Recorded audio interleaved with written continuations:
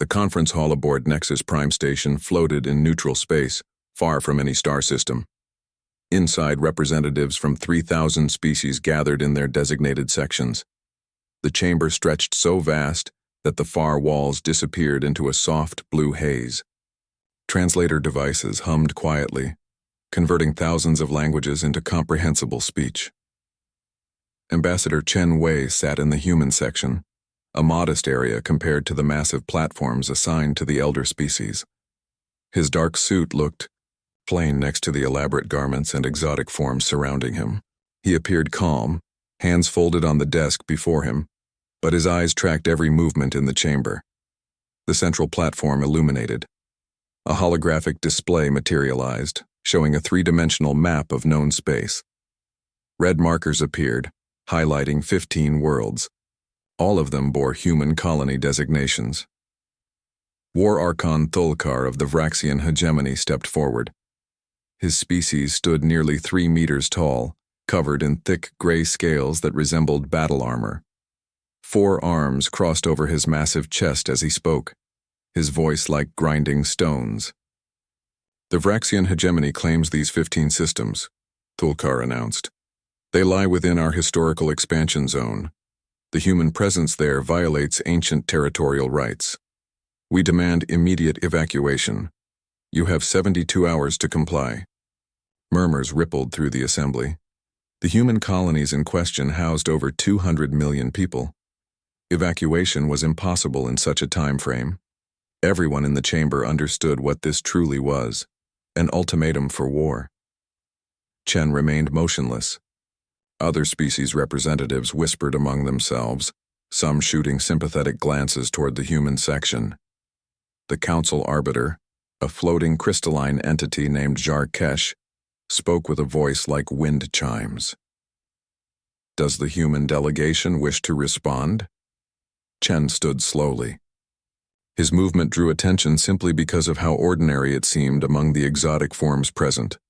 He was of average height for a human, with graying hair and an unremarkable face. When he spoke, his voice carried clearly through the translation network. The Galactic Council recognizes these colonies as legitimate human settlements, Chen said. They were established 70 years ago, properly registered, and have existed peacefully. We request time to deliberate on this matter. 72 hours should suffice. Laughter erupted from the Vraxian section. Thulkar's mandibles clicked in amusement. Deliberate all you wish, human, it changes nothing. Your species fields what? 200 warships? We command 50,000. Your technology lags behind ours by centuries. You have no allies willing to fight for you. Surrender the worlds or we will take them. Your people may leave with their lives. Consider that generous. Other species representatives shifted uncomfortably. The mathematics of the situation were clear. Humanity had joined the Galactic Council only 73 years ago, making them one of the youngest species in the assembly. Their visible military strength was laughably small. Their technology, while decent, showed nothing revolutionary. They had made few close allies, preferring to observe and learn rather than engage in galactic politics. Ambassador Shalara of the Cephalari, a species known for their compassion and diplomatic skills, activated her speaking light. The Cephalari resembled large, intelligent cephalopods, their skin shifting through colors that expressed emotion. Right now, Shalara's skin showed deep blue, sadness. If I may speak, Shalara said, her voice gentle. The Cephalari Union offers sanctuary to human refugees. We will provide temporary housing and assistance during this difficult transition. There is no shame in retreating before overwhelming force. More species offered similar gestures. The Dentharian Collective pledged food supplies. The Mechanical Concordat offered transportation assistance. Even the normally isolationist Whisper, monks expressed their condolences through their representative. Chen listened to each offer with a slight smile. When the chamber finally quieted, he inclined his head respectfully. The human delegation thanks our fellow council members for their compassion and generosity, he said. However, we must decline. We will use our allotted 72 hours to consult with Earth. A response will be provided before the deadline. Thulkar laughed again, Louder this time. Consult with your homeworld if you must. Perhaps your leaders will show more wisdom than bravado. But know this, Ambassador Chen. The Vraxian fleets are already mobilizing. When your time expires, we will take what is ours. Any human ships that resist will be destroyed. This is not a negotiation. This is an inevitability. The War Archon turned away, his forearms spreading wide in a gesture of dominance. His delegation followed, their heavy footsteps echoing through the chamber. Chen sat back down. He noticed several delegates watching him, their expressions ranging from pity to curiosity. The slight smile never left his face. The session adjourned. As species representatives filed out through various exits, Chen remained seated. He pulled out a small communication device, one of the few pieces of human technology present in the chamber. His fingers moved across its surface, entering a complex encryption sequence. The message he composed was brief. Protocol revelation. Authorization requested. He sent it through the quantum relay network, knowing it would reach Earth Command in seconds despite the vast distance. Then he waited. Around the station, diplomatic discussions continued. In the Cephalari vessels, preparations began for receiving human refugees. The Vraxian fleet, stationed just outside neutral space, received orders to advance toward New Harmony, the largest of the disputed colonies. News of the ultimatum spread through galactic networks at the speed of light. In the human section of Nexus Prime, Chen's small delegation gathered. There were only 5 of them, tiny compared to other species' entourages. His second-in-command, Deputy Ambassador James Martinez, spoke quietly. "They actually believe we're defenseless," Martinez said, shaking his head. 73 years. 73 years of careful observation, and they learned nothing. Chen's smile widened slightly. "They learned exactly what we wanted them to learn, James. Every species in this council has studied us. They've seen our public fleet numbers. They've analyzed our trade patterns. They've assessed our technological capabilities based on what we've shown them. And they've concluded we're harmless." "The Vraxians are going to be very surprised," said Captain Li Mei, the military attaché. "The entire galaxy is going to be surprised," Chen corrected. "That's the point." His communication device chimed. Chen glanced at the screen. A single word appeared in response to his message. "Authorized." Chen stood and walked to the viewport. From here he could see Nexus Prime's massive ring structure, and beyond it the stars. Somewhere out there, the Vraxian fleet was preparing for what they thought would be an easy conquest. Somewhere else, on 15 human colony worlds, people were going about their daily lives unaware that war had just been declared. And somewhere further still, on Earth and throughout the solar system, the largest military force in galactic history was preparing to reveal itself. Chen thought about the last 73 years. Humanity had arrived at the Galactic Council, fresh from the AI wars, a devastating conflict that had nearly destroyed Earth. They had learned brutal lessons about preparedness, about the cost of being caught off guard, about survival.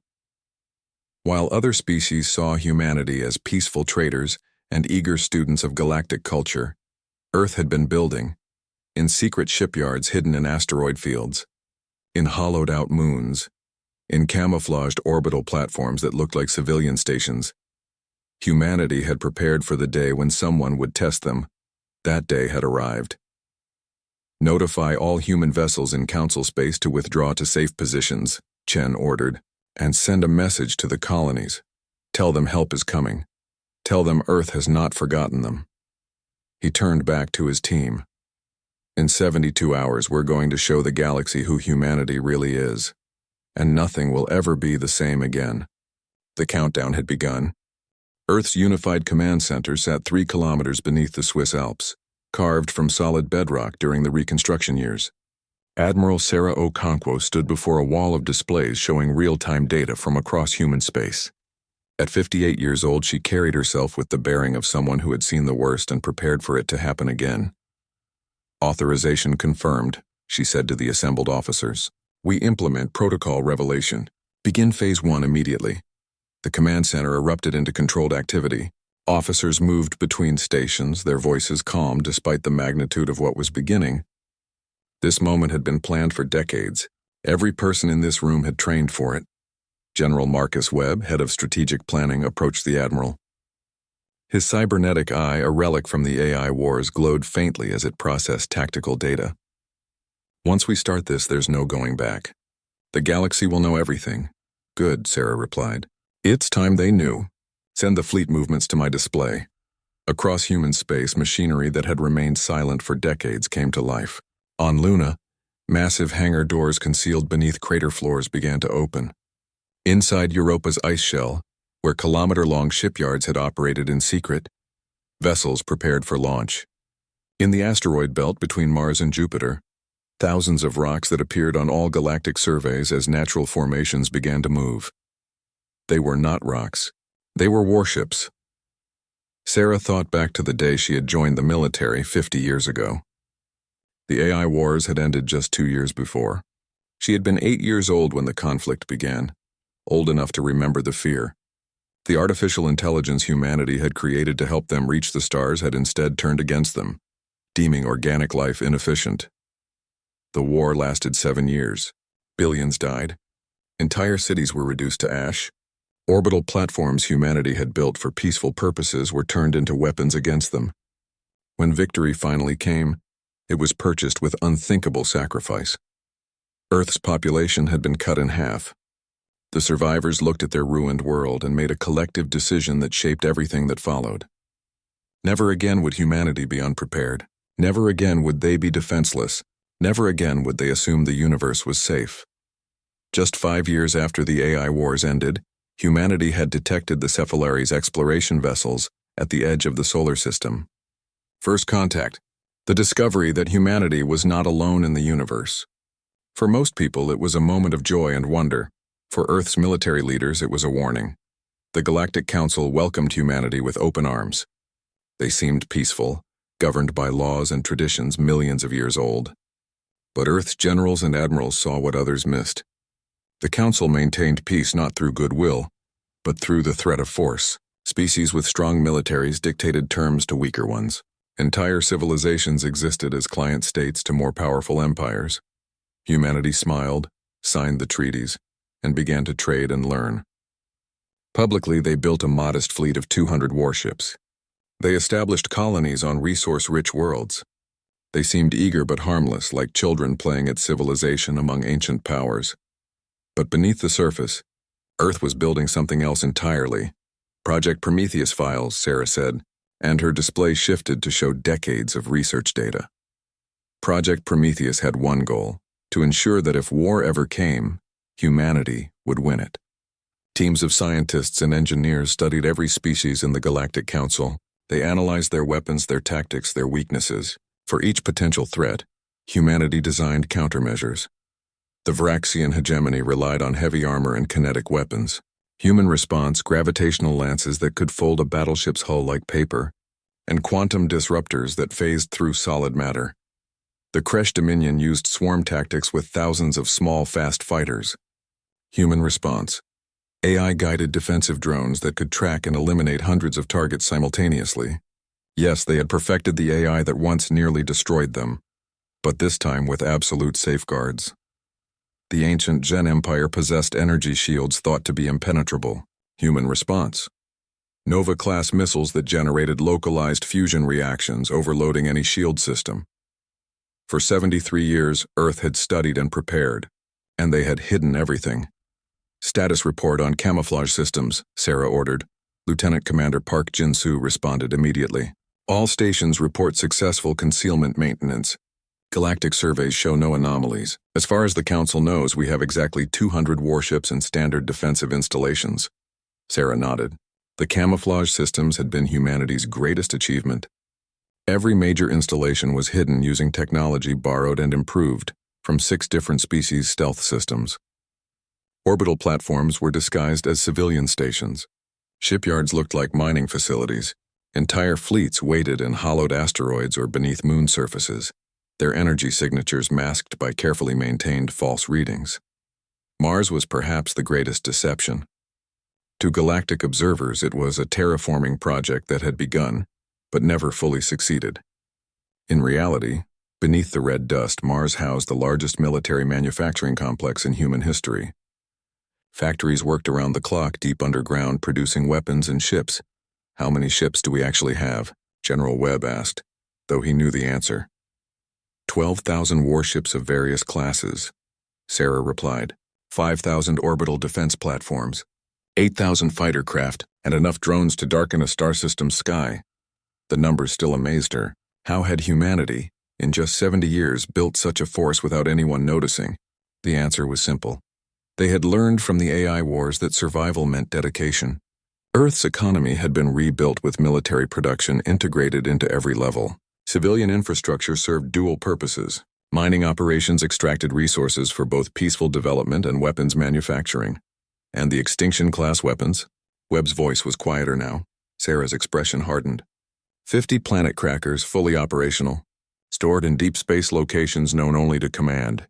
These were humanity's ultimate deterrent, weapons capable of destroying entire worlds. The decision to build them had not been easy. Many had argued against it. But the memory of nearly losing everything to the AIs had won the debate.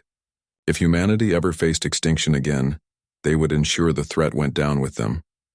"Let's hope we never need to use those," Sarah said. "But they exist, and soon the galaxy will know they exist." A communication officer called out, "Admiral, we're receiving transmission from New Harmony Colony. Vraxian fleet has been detected entering the system. Estimated arrival time 48 hours. Sarah pulled up tactical displays. New Harmony was one of humanity's newest colonies, home to 20 million people, farm cities, families. The Vraxians thought it would be an easy target. "Pull up New Harmony's defensive assets," she ordered. The display changed. To any observer, New Harmony had minimal defenses. A few orbital stations, a small patrol fleet of 30 ships. Nothing that could stand against 10,000 Vraxian warships. "Now show me the real assets," Sarah said. The display updated. Hidden throughout the system were 300 orbital defense platforms, each one larger than a Vraxian battleship. 2,000 actual combat vessels waited in camouflaged positions. One of the system's 3 moons was entirely artificial, a weapons platform that could engage thousands of targets simultaneously. And that was just one colony. Every human world had similar defenses. Earth itself?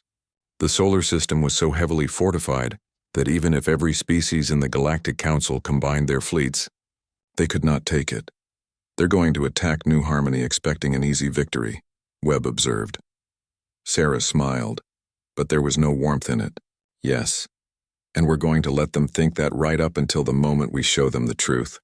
This isn't just about defending one colony. This is about sending a message to every species watching." She activated the quantum communication system, opening a channel to Ambassador Chen on Nexus Prime. "Ambassador, this is Admiral Okonkwo. Earth's forces are ready. When the Vraxians attack, we will respond with full revelation. The galaxy is about to learn who we really are." Chen's voice came back steady and calm. "Understood, Admiral. History is being made. Let's make sure we make it well." Sarah looked around the command center. Every officer was at their station, prepared. Across human space, fleets were moving into position. Weapons systems were coming online. The secret that humanity had kept for 73 years was about to end. "All stations," Sarah announced. "We are now at condition red. Prepare for full military revelation. In 48 hours, humanity stops hiding. May whatever gods exist have mercy on anyone who threatens us." The countdown continued. The Vraxian war fleet emerged from faster-than-light travel at the edge of the New Harmony system. 10,000 warships arranged themselves in battle formations, their hulls dark against the starfield. On the flagship Dominance, War Archon Thulkar studied tactical displays with satisfaction. "The human colony lies defenseless before us," his tactical officer reported. "Scans show 30 patrol vessels and minimal orbital defenses. No reinforcements detected in the system." Thulkar's mandibles clicked in approval, as expected. "Humans are a young species, foolish enough to spread themselves across space without the strength to protect what they claim. Broadcast our demands one final time, then we begin." The message transmitted across all frequencies. "Human colonists of New Harmony, this is the Vraxian hegemony. Evacuate immediately or be destroyed. You have 1 hour." In the Galactic Council chamber on Nexus Prime, thousands of species representatives watched the live feed in tense silence. The holographic display showed both the massive Vraxian fleet and the small human presence at New Harmony. "This is a massacre about to happen," Ambassador Shalara of the Cephalari whispered, her skin shifting through colors of distress. Ambassador Chen sat calmly in the human section, that same slight smile on his face. Several delegates noticed his composure and found it disturbing. Either the human was in denial, or he knew something they did not. At New Harmony, Governor Patricia Chen, no relation to the ambassador, addressed her people from the capital city. The message broadcast throughout the colony's communication networks. "Citizens of New Harmony, this is your governor. A hostile fleet has entered our system. Do not panic. I repeat, do not panic. Earth has not abandoned us. Help is already here. Continue with your daily activities. You are safe." In living rooms across the colony world, families looked at each other in confusion. Help was already here? They could see the Vraxian fleet on their screens. Where was Earth's military? The hour expired. Thulkar gave the order. "Advance. Destroy the human patrol fleet first. Make it quick." The Vraxian fleet moved forward, weapons charging. Energy signatures lit up tactical displays as thousands of ships prepared to fire. The 30 human patrol vessels that had been detected moved to intercept, a futile gesture that would be over in minutes. Thulkar watched with something like respect. At least these humans were brave, facing impossible odds. It would not save them, but it was admirable. The human vessels opened fire first. Missiles and energy weapons reached across space toward the Vraxian fleet. The attacks were precise, well coordinated. Several Vraxian ships took damage. Thulkar's eyes widened slightly. These human crews were skilled, but skill did not matter against overwhelming numbers. The Vraxian fleet returned fire and the first human vessels began to die. Explosions lit up the darkness as ships were torn apart. 5 minutes into the battle, half the human patrol fleet was destroyed. 10 minutes in, only a handful remained. Pitiful, Thulkar muttered, though a part of him felt disappointment.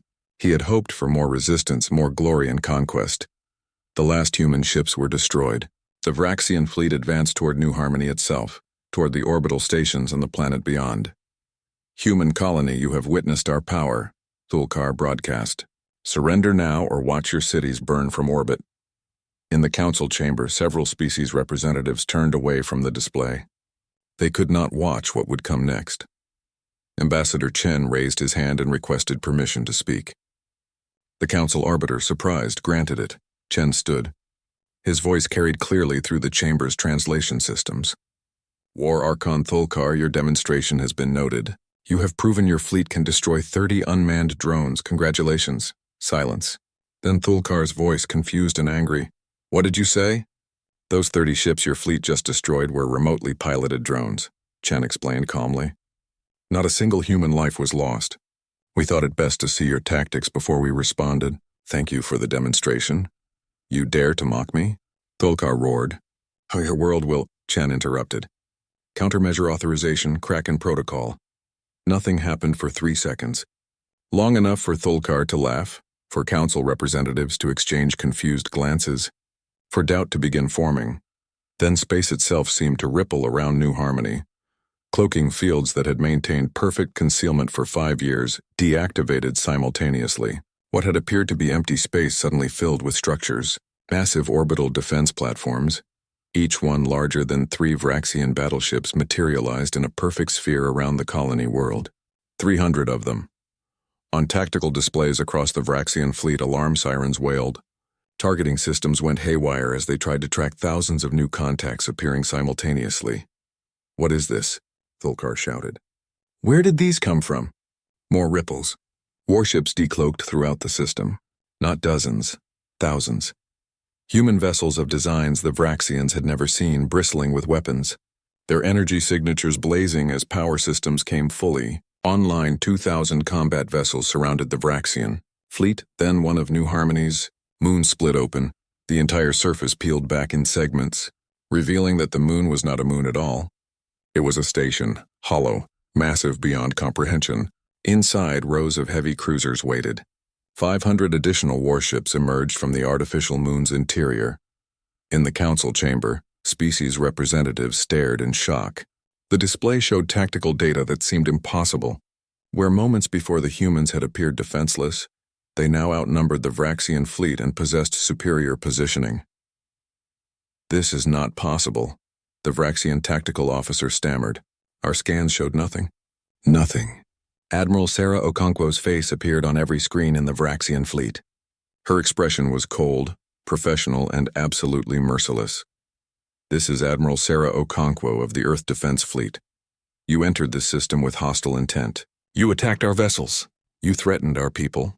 These actions constitute an act of war. You have one opportunity to surrender. Power down your weapons and prepare to be boarded. You have 60 seconds to comply." Thulkar's shock turned to rage. "We still outnumber you. Vraxian fleet, all vessels attack. Show these humans what happens when—" He never finished the sentence. The orbital defense platforms fired first. Beams of concentrated gravitational force lanced across space, striking Vraxian warships. The enemy vessels crumpled like paper, their armor folding inward as localized gravity fields compressed them. 100-meter warships became 20-meter spheres of twisted metal in seconds. The human fleet opened fire next. Quantum disruptors created phasing fields that passed through Vraxian shields as if they did not exist, tearing into hulls from the inside out. Nova-class missiles detonated among enemy formations, creating fusion reactions that vaporized everything within a kilometer radius. And then the drones deployed. From every human vessel, swarms of small autonomous fighters launched, thousands of them, moving with impossible coordination, tracking and destroying Vraxian ships with surgical precision. They moved like schools of fish, like flocks of birds, overwhelming enemy point defenses through sheer numbers and inhuman reaction times. The battle, if it could be called that, lasted 47 minutes. The Vraxian fleet was annihilated. Ship after ship died, their hulls torn apart by weapons they had never encountered, technologies they did not understand. Escape pods launched by the thousands as crews abandoned vessels. The human fleet let them go, focusing on destroying warships while sparing those who surrendered. Thulkar's flagship dominance found itself alone. Every other vessel in the fleet was destroyed or disabled. Human warships surrounded it on all sides. Weapons locked onto the flagship but held fire. Admiral Okonkwo's voice came through again. "War Archon Thulkar, your fleet is destroyed. Your invasion has failed. Stand down or join them." For a long moment, nothing happened. Then slowly, the Dominance's weapons powered down. The flagship's shields dropped. In the Galactic Council chamber, the silence was absolute. 3,000 species stared at the tactical displays, trying to comprehend what they had just witnessed. The humans, the species they had pitied, had destroyed a Vraxian warfleet in less than an hour, and they had taken only 2 damaged ships. "Zero destroyed," Ambassador Chen stood again. When he spoke, his voice was gentle, almost apologetic. "Honored council members, I believe we have some explaining to do. The human delegation requests an emergency session to discuss our actual military capabilities. I think you'll find the discussion enlightening." The War Archon's voice came through, defeated and stunned. "What are you?" Chen's smile widened slightly. "We're human, and we've been preparing for this conversation for 73 years. The emergency session of the Galactic Council convened 6 hours after the Battle of New Harmony. Every species representative was present, many still processing what they had witnessed. The chamber buzzed with nervous energy and barely contained panic. Ambassador Chen stood at the central platform, alone. Behind him, holographic displays showed human military assets across known space. The numbers and images that appeared made several species representatives gasp audibly. "For 73 years, Chen began, his voice calm and clear, humanity has been a member of this council. We have traded fairly, followed galactic law, and lived peacefully among you. Everything we showed you about ourselves was true, but it was not complete." The display changed, showing Earth's solar system. What had appeared on galactic charts as a modest system with basic defenses transformed before their eyes. Hidden installations appeared on the display, their positions and capabilities revealed. "The asteroid belt between Mars and Jupiter," Chen continued. "Galactic surveys identified it as a resource-rich area with approximately 2 million asteroids." That was correct. What the surveys did not detect was that 5,000 of those asteroids are not rocks. They are camouflaged warships. The display zoomed in, showing asteroids splitting open to reveal military vessels inside. Each one had maintained perfect concealment for decades. Mars appears on your charts as a partially terraformed world, where humans are slowly making it habitable. That is also true. What you did not know is that beneath the surface, Mars contains the largest military manufacturing complex in human space, 3 kilometers down in tunnels and facilities spanning the entire planet. More images appeared. Massive underground factories, assembly lines producing weapons and ships, training facilities where human soldiers prepared for scenarios the galaxy hoped would never occur. Earth's moon, Luna, houses shipyards concealed beneath crater floors. Europa, the ice moon of Jupiter, contains additional manufacturing and research facilities. Even Earth itself is protected by orbital platforms disguised as weather satellites and communication relays. Ambassador Shalara of the Kefalari spoke, her voice trembling slightly. How did you hide all of this? Our sensors are among the best in the galaxy. We scanned your system multiple times, Chen smiled. You did. And your sensors functioned perfectly. They saw exactly what we wanted them to see. Humanity studied the technology of 14 different species to create our camouflage systems. We combined and improved upon your best stealth technology. Then we made it better. General Marcus Webb, now present via hologram, took over the presentation. His cybernetic eye gleamed as he gestured to new displays. Our visible fleet, the 200 warships the Council knows about, are indeed real vessels. We use them for patrol, trade protection, and diplomatic escort, but they represent less than 2% of our actual military strength. The numbers appeared on displays throughout the chamber. 12,000 warships of various classes, 5,000 orbital defense platforms, 8,000 fighter craft, 40,000 automated combat drones. Every human colony world has defenses similar to what you witnessed at New Harmony, Webb explained. Some colonies have even more extensive protection, depending on their strategic value. No human world is defenseless. No human citizen is unprotected. A representative from the Dentharian Collective, a species known for their analytical minds, spoke up. The resource requirements for such a military force would be enormous. How did you acquire the materials without anyone noticing the discrepancies? Dual-purpose operations, Chen replied. Every mining facility we established served both civilian and military needs. Every trade agreement we signed provided resources for both peaceful development and defense production.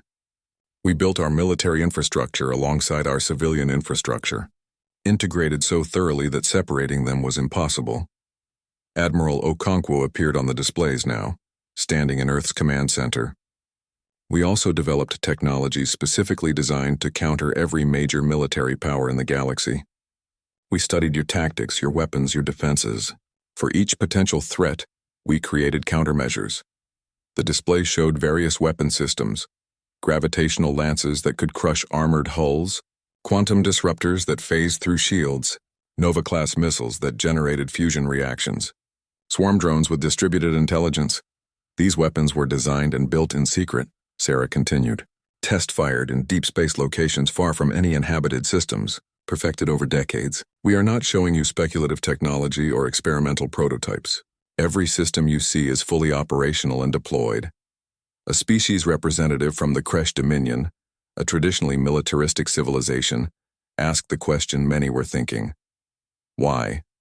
Why build such an arsenal if you intended to live peacefully? Chen's expression grew serious. Because we learned a terrible lesson before we met you. Before humanity reached the stars, we nearly destroyed ourselves. The AI wars lasted 7 years and killed billions of our people. We survived, but barely. That experience taught us something fundamental about the universe. Hope for peace, but prepare for war. He paused, letting the words sink in. We arrived at the Galactic Council wanting to believe in your peaceful civilization. But we also observed. We saw how power worked here. Species with strong militaries dictate terms to weaker ones. Entire civilizations exist as client states to empires like the Vraxian hegemony. The Galactic Council keeps peace not through goodwill, but through the threat of force. So we made a choice, Chen continued. We would be friendly, open to trade and cultural exchange, willing to learn from elder species. But we would never, ever be weak. The display changed again, showing something that made several species representatives stand in alarm. 50 massive weapons platforms appeared on the screen, each one stationed in deep space. Extinction-class weapons, Webb said quietly. Humanity's ultimate deterrent. Each one is capable of destroying a planet. We have 50 of them positioned throughout human space. Their locations are known only to our highest military command. The chamber erupted in voices, shock, fear, anger, all expressed simultaneously in 3,000 languages. The Council Arbiter had to activate the silence protocols to restore order. When quiet returned, a representative from the ancient Gen Empire spoke. The Gen were one of the oldest species in the Council, their civilization spanning millions of years. You have brought weapons of mass destruction into Council space without informing us. This is a violation of— We violated nothing, Chen interrupted, his voice hard now. The Council Treaty prohibits the use of planet-destroying weapons. It says nothing about possessing them.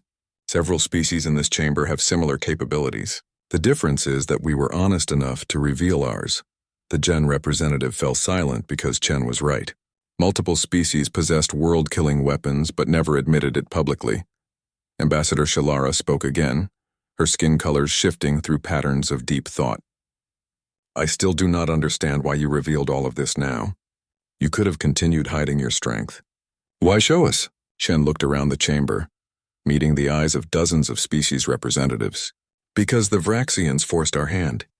They demanded we surrender our colonies, threatened our people, assumed we were weak enough to bully.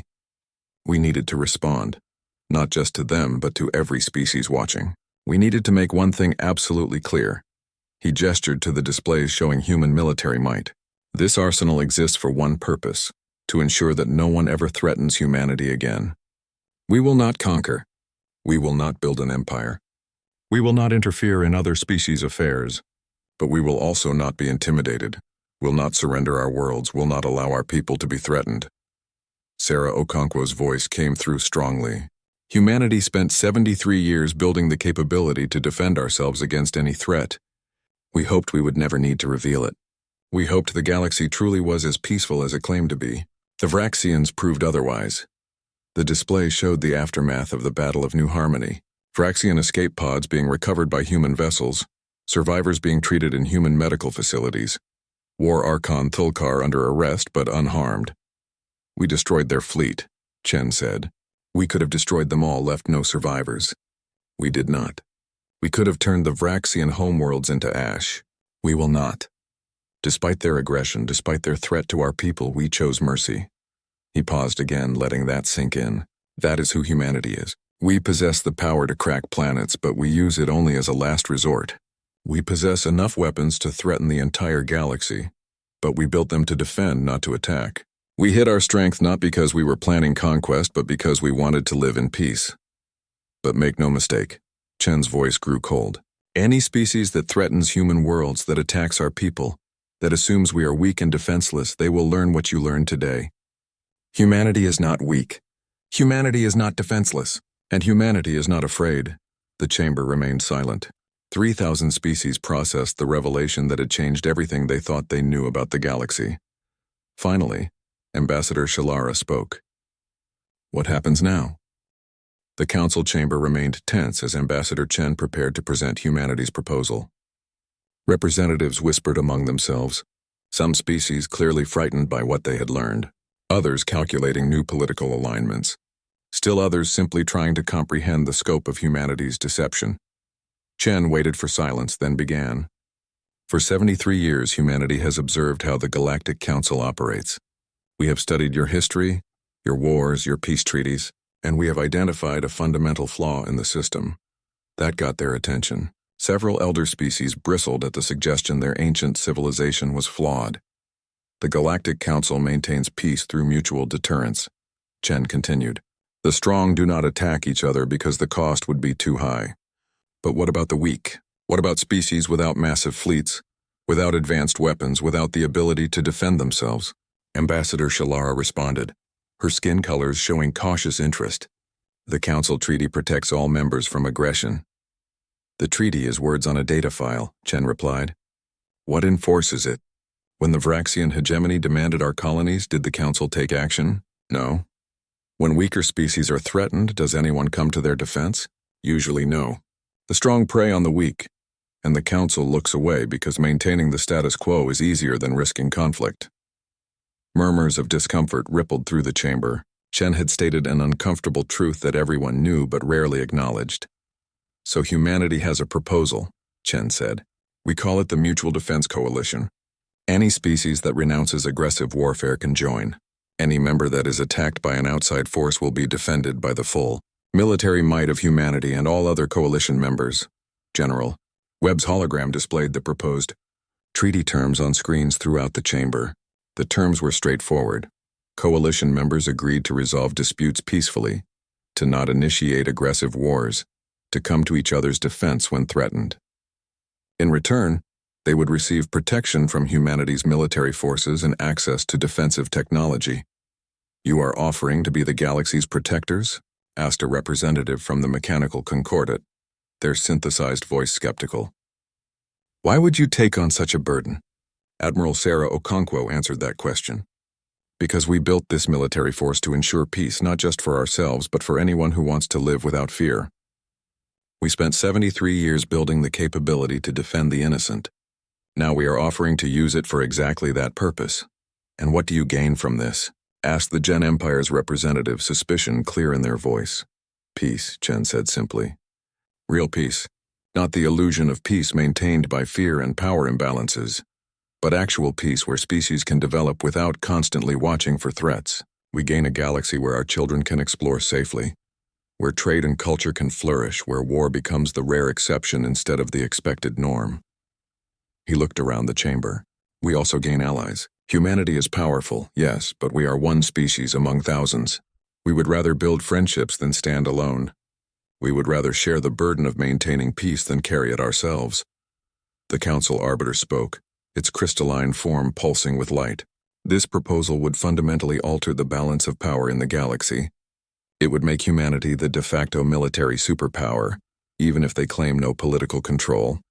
Yes, Chen agreed, it would, which is why we are making this offer publicly in this chamber, where every species can hear the terms and make their own choice. We are not demanding allegiance. We are not building an empire. We are offering protection to anyone who wants it. For several hours, the council debated. Species representatives argued, calculated, consulted with their home governments.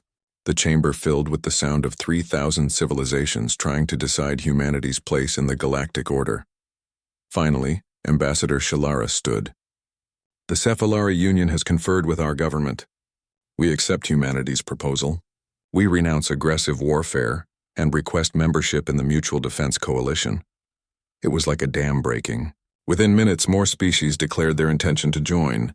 The Dentharian Collective, the Whisper Monks, the Crystalline Assembly. One by one, peaceful species that had lived in fear of stronger neighbors saw an opportunity for genuine security.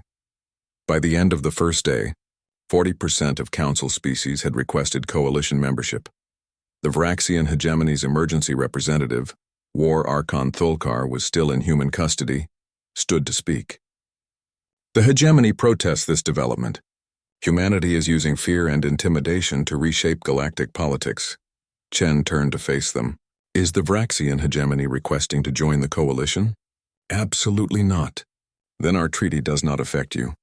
You may continue your policies as before, with one important difference. Any species under coalition protection is now under humanity's protection. Attack them and you attack us. Choose your targets wisely. The Vraxian representative sat down, fury evident in their posture. Over the following weeks, more species joined. Some out of genuine desire for peace, others for strategic advantage, many simply because being allied with humanity seemed safer than being outside that protection. Within 3 months, 60% of Galactic Council species had joined the Mutual Defense Coalition. The effect on galactic politics was immediate and dramatic. The Vraxian hegemony, which had controlled hundreds of species through military intimidation, saw their client states rebel. Protected by humanity's military umbrella, these species declared independence. The hegemony could do nothing without risking war with Earth. Other aggressive empires faced similar problems. The Kresh Dominion found their expansion halted.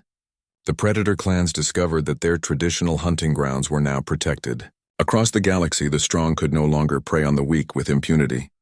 There were challenges. Some species tested humanity's resolve, launching small attacks to see if the coalition was real. Each time, human fleets responded immediately, overwhelming the aggressors with precise minimal casualty operations. After 3 such demonstrations, the testing stopped. The Vraxian hegemony itself eventually fractured. Over half their member species rebelled and joined the coalition. The remaining Vraxian territory became a shadow of its former power. War Archon Thulkar, released after a war crimes tribunal, returned to a broken empire. He lived the rest of his life knowing his attack on humanity had destroyed everything the hegemony had built. 10 years after the revelation, Ambassador Chen walked through the gardens of Nexus Prime Station. The station had been expanded to accommodate the Coalition's new administrative offices. Representatives from hundreds of species worked together now, coordinating defense and resolving disputes peacefully. Ambassador Shalara joined him on the path. Over the decades, she and Chen had become genuine friends. "Did you imagine it would work this well?" she asked. Chen smiled. "Honestly, I hoped, but I was not certain. Building the weapons was the easy part. Building trust has been much harder. Galactic warfare has decreased by 70% since the Coalition formed," Shalara said. 70%. That is not just statistics. That is millions of lives saved. Worlds that still exist. Children who grew up without war. They walked in silence for a moment, watching other species' representatives pass by. There was a different atmosphere on Nexus Prime now. Less tension, more cooperation. Not perfect, nothing ever was, but better. "Some species still hate us," Chen observed. "They say we imposed our will on the galaxy, that we forced peace at gunpoint." "They are entitled to their opinion," Shalara replied. "But they are wrong. You offered a choice. Every species in the Coalition chose to join, and those outside the Coalition are free to continue as before, with the understanding that easy prey no longer exists." Chen nodded. "We did what we thought was right. We built weapons powerful enough to threaten everyone, then used them to threaten no one. We prepared for the worst and hoped for the best." Admiral Sarah Okonkwo, now retired, sent Chen a message that day. It contained just one line: "Mission accomplished. Earth sleeps safely tonight, and so does most of the galaxy." That evening, Chen returned to his quarters and composed his weekly report to Earth. He summarized Coalition activities, diplomatic developments, military deployments, but he ended with a personal note. "We revealed our secret arsenal 10 years ago today. The galaxy was stunned, frightened, angry, but we offered them something more valuable than weapons. We offered them protection and peace. Most accepted. Those who did not learn to respect our strength. The experiment continues. We built an arsenal capable of cracking planets so that we would never need to use it. So far, that gamble has paid off. The galaxy is not perfect, but it is better. And Earth, the world that nearly destroyed itself, the world that built weapons in secret for 7 decades, has become the guardian of peace for thousands of species. There is a human saying, 'Walk softly and carry a big stick.' We modified it slightly. We built the biggest stick in galactic history, then walked very softly indeed.